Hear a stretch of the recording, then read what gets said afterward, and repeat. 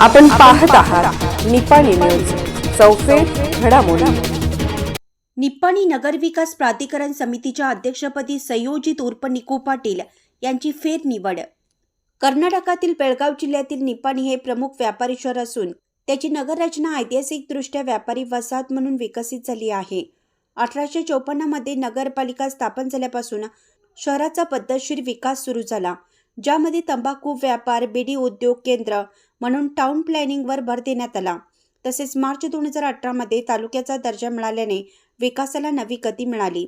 आज निपाणी शहराच्या विकासात महत्त्वाची भूमिका बजावणाऱ्या नगर विकास प्राधिकरण समितीच्या अध्यक्षपदी संयोजित उर्फ निकू पाटील यांची कार्यकाळ संपल्यानंतर पुन्हा एकदा अध्यक्ष म्हणून निवड करण्यात आली आहे।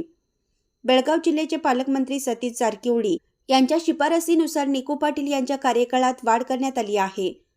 नगररचना विभाग शहर तसेच ग्रामीण भागात विकास तसेच पायाभूत सुविधांचा आराखडा सुनिश्चित करतो।